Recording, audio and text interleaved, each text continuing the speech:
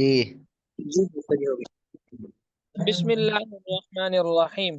ہم ایک ضابطہ گزشتہ سبق میں پڑھ چکے ہیں، اور وہ ضابطہ یہ ہے کہ جب آپ اس میں ظاہر کا عطف کرتے ہیں ضمیر مرفوع متصل پر، تو پھر اس میں ہوتا یہ ہے کہ پہلے آپ ضمیر مرفوع متصل کی تاکید لاتے ہیں ضمیر مرفوع منفصل کے ساتھ، پھر آپ کا عطف درست ہوتا ہے، وگرنہ آپ کا یہ عطف درست نہیں ہوتا۔ البتہ یہ ہے کہ جب ضمیر مرفوع متصل پر آپ عطف کریں، اس میں ظاہر کا اور درمیان میں فاصلہ آ جائے، تو پھر ضمیر مرفوع متصل کی تاکید لانا ضمیر مرفوع منفصل کے ساتھ یہ کوئی ضروری نہیں ہوتا۔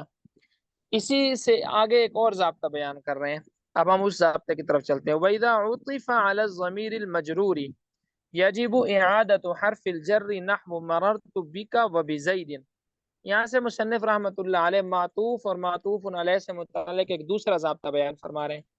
فرماتے ہیں کہ جب آپ ضمیر مجرور متصل پر عطف کریں کسی اسم ظاہر کا، تو ضمیر مجرور متصل سے پہلے اگر حرف جار ہو تو اس حرف جار کو اسم ظاہر سے پہلے لانا بھی ضروری ہے، اور اسی طرح اگر ضمیر مجرور متصل سے پہلے مضاف ہو تو پھر اس مضاف کو اسم ظاہر سے پہلے لانا بھی ضروری ہے۔ مثال کے طور پر، مثال دیکھیں، یہ مثال ہے مررت بکا و زیدن، یہ اصل میں یوں تھا مررت بکا و زیدن، با نہیں تھی یہاں پر، زید کا عطف ہو رہا ہے بیکا کی کاف پر، اور یہ کاف ضمیر مجرور متصل ہے، اور ضابطہ یہ ہے کہ جب ضمیر مجرور متصل پر عطف ہو اسم ظاہر کا، تو پھر اسم ظاہر سے پہلے بھی وہ عامل لانا ضروری ہے جو مجرور متصل سے پہلے ہو، چاہے وہ مضاف ہو یا حرف جار ہو، کیونکہ ضمیر مجرور متصل سے پہلے جو عامل ہوتا ہے وہ یا تو مضاف ہوتا ہے یا پھر حرف جار ہوتا ہے۔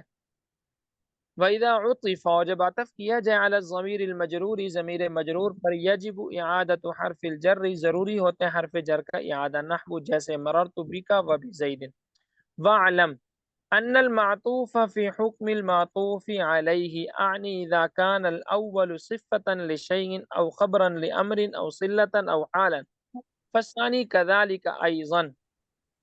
یہاں سے مصنف رحمۃ اللہ علیہ ایک قاعدہ بیان فرما رہے ہیں۔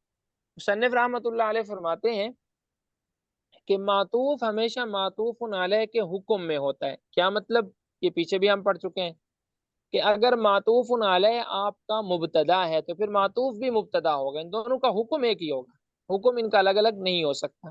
اگر معطوف علیہ آپ کا فاعل ہے تو معطوف بھی فاعل بنے گا، معطوف علیہ آپ کا خبر ہے تو معطوف بھی خبر بنے گا، معطوف علیہ آپ کا اگر کسی کا صلہ ہے تو معطوف بھی صلہ بنے گا، تو جو معطوف علیہ ہوگا وہی معطوف ہوگا۔ وَاعْلَمْ، اور آپ جان لیں، ان المعطوف، بے شک معطوف فی حکم المعطوف علیہ، معطوف علیہ کے حکم میں ہوتا ہے، اعنی میرا مطلب یہ ہے، اذا کان الاول، جب پہلا یعنی معطوف علیہ صفتا لشیء، کسی چیز کی صفت بن رہا ہو، او خبرا لامر، یا خبر بن رہا ہو کسی حکم کے لیے، او صلتا، یا صلہ بن رہا ہو، حالا یا حال بن رہا ہو، فالثانی کذالک، پس دوسرا بھی، دوسرے سے مراد معطوف، معطوف بھی کذالک اسی طرح ہوگا۔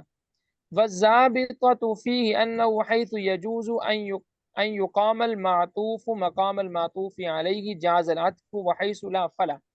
یہاں سے مصنف رحمۃ اللہ علیہ ایک معطوف اور معطوف علیہ سے متعلق ایک قاعدہ بیان فرما رہے ہیں۔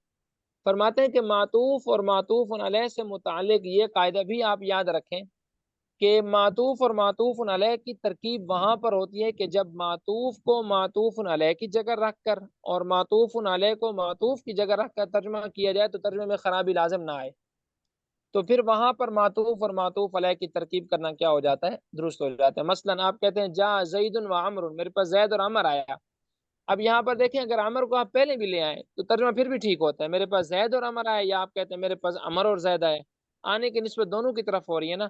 اب آپ پہلے عمر کو لے آئیں پہلے زید کو لے آئیں، اس سے کوئی فرق نہیں پڑتا، لیکن اگر آپ دیکھیں کہ واو تو وہاں پر موجود ہے، لیکن ترجمہ کرتے ہوئے اگر آپ معطوف کو معطوف علیہ کی جگہ رکھتے ہیں اور معطوف علیہ کو معطوف کی جگہ رکھتے ہیں، ترجمہ غلط ہو جاتا ہے، تو پھر اس کا مطلب یہ کہ وہاں پر معطوف اور معطوف علیہ کی ترکیب کرنا ٹھیک نہیں ہے۔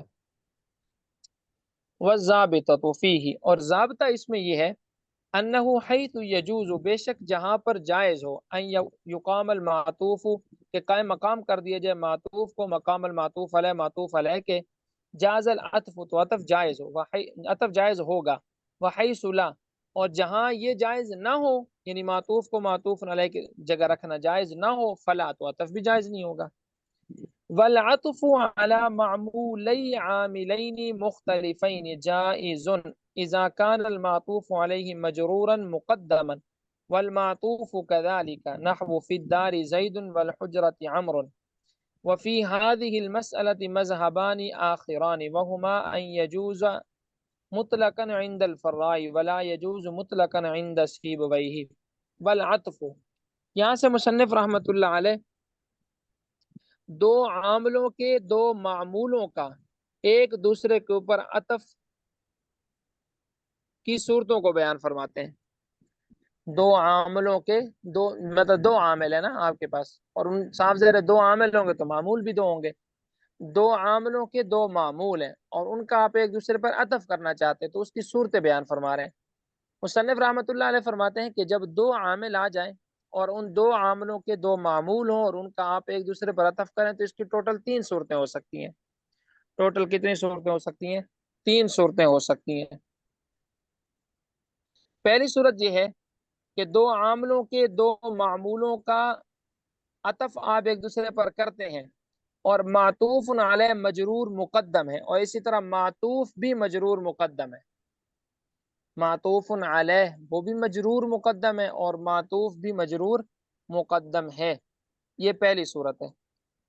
اب اس صورت کے اندر تو عطف کرنا جائز ہے کہ جب آپ دو مختلف عاملوں کے معمولوں کا ایک دوسرے کے اوپر عطف کرتے ہیں اور وہاں پر معطوف علیہ بھی مجرور مقدم ہے اور معطوف بھی مجرور مقدم ہے، تو اس صورت میں یہ عطف کرنا کیا ہے؟ بالکل جائز ہے۔ اور دوسری صورت یہ ہے کہ دو مختلف عاملوں کے دو مختلف معمولوں کا عطف تو آپ کر رہے ہیں لیکن وہ مجرور مقدم نہیں ہے، نہ معطوف علیہ مجرور مقدم ہے نہ معطوف مجرور مقدم ہے، تو آیا اس صورت میں عطف کرنا جائز ہے یا نہیں ہے؟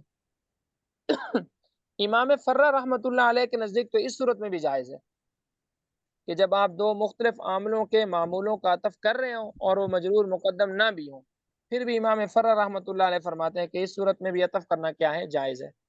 جبکہ تیسرا مذہب امام فرہ رحمۃ اللہ علیہ کا ہے۔ امام فرہ رحمۃ اللہ علیہ فرماتے ہیں کہ یہ عطف سرے سے جائز ہی نہیں ہے۔ دو مختلف عاملوں کے دو مختلف معمولوں کا عطف ایک دوسرے پر کرنا یہ سرے سے وہ کہتے ہیں جائز ہی نہیں ہے، چاہے مجرور مقدم ہو یا مجرور مقدم نہ ہو، اس سے کوئی فرق نہیں پڑتا۔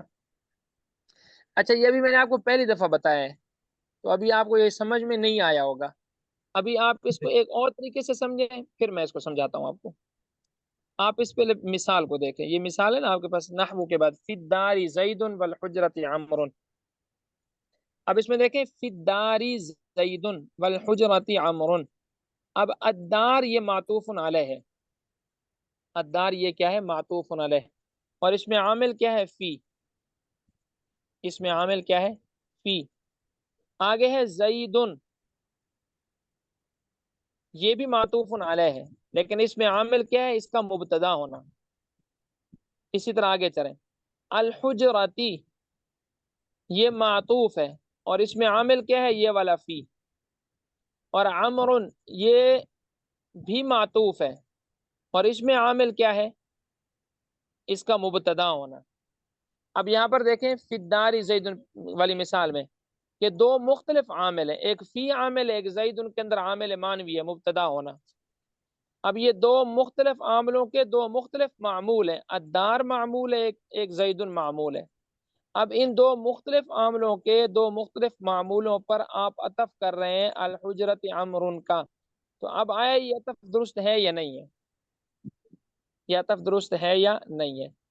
اس میں ایک مذہب تو ہے جمہور کا، جمہور کہتے ہیں کہ یہ عطف درست ہے ایک شرط کے ساتھ جو کہ یہاں پر پائی جا رہی ہے۔ یہ عطف وہ کہتے ہیں درست ہے کہ دو مختلف عاملوں کے دو مختلف معمولوں کا آپ عطف کر دیں، یہ کہتے ہیں ٹھیک ہے لیکن ایک شرط کے ساتھ، وہ شرط یہ ہے کہ معطوف علیہ مجرور مقدم ہو، اسی طرح معطوف بھی مجرور مقدم ہو۔ اب دیکھیں معطوف علیہ الدار یہ مجرور مقدم ہے، اسی طرح معطوف الحجرہ وہ بھی مجرور مقدم ہے، یعنی مجرور پہلے آ رہا ہے، مطلب خبر پہلے آ رہی ہے نا، جار مجرور، اور مبتدا بعد میں آ رہا ہے، تو یہ کہتے ہیں ٹھیک ہے۔ دوسرا مذہب ہے اس میں امام فرہ رحمۃ اللہ علیہ کا، امام فرر رحمۃ اللہ علیہ فرماتے ہیں کہ معطوف علیہ مجرور مقدم ہو یا نہ ہو مطلق عطف کرنا جائز ہے. لہٰذا وہ کہتے ہیں کہ کوئی بھی مثال ہو جس میں دو مختلف عاملوں کے دو مختلف معمولوں پر آپ عطف کر رہے ہو تو یہ بالکل کیا ہے، جائز ہے. جبکہ امام سیبوی رحمۃ اللہ علیہ فرماتے ہیں یہ مطلق جائز نہیں ہے. مطلب چاہے مجرور مقدم ہو معطوف علیہ، چاہے مجرور مقدم نہ ہو معطوف علیہ، یہ عطف کرنا بالکل کیا ہے، ناجائز ہے. اب امید ہے آپ کو تھوڑا سا یہ سمجھ میں لگا ہوگا. جی، لیکن اس میں یہ حرف عطف ایک ہی استعمال ہوتا ہے دونوں میں. حرف عطف تو ایک ہوگا تبھی تو عطف ہوگا، نہیں تو عطف ہی نہیں ہوگا نا. مطلب نہیں اکٹھے جیسے عطف کرنا ہے نا، دو مختلف عاملوں کے دو مختلف معمولوں کا عطف اکٹھے کرنا ہے، الگ الگ نہیں کرنا. الگ الگ تو ٹھیک ہے، یعنی الگ الگ تو کسی طرح سے بھی صحیح ہے نا. الگ الگ تو کسی طرح سے بھی جائز ہے نا. یعنی ایک صورت اس کی یہ بھی بن سکتی ہے کہ اس کا اگر ایک ساتھ میں ذکر ہو تو یہ بتا رہے ہیں. جی جی، ایک ساتھ میں ذکر ہو، یعنی دو مختلف معمول ہیں آپ کے پاس، ان دونوں کے دو مختلف عامل ہیں، چلیے آپ ان دونوں پر دو اور کا عطف کر رہے ہیں. ٹھیک ہے. پھر دال قبل مقدم بننا ہے پھر تھوڑا جاتے. سا تھوڑا سا مشکل ہے، لیکن ایک دو دفعہ ریکارڈنگ آپ سنیں گے نا یہ سمجھ میں آ جائے. کل میں اس کو پھر بھی دہراؤں گا دوبارہ بھی. اچھا ٹھیک ہے. جی ٹھیک ہے، انشاءاللہ یہاں تک کر لیتے ہیں.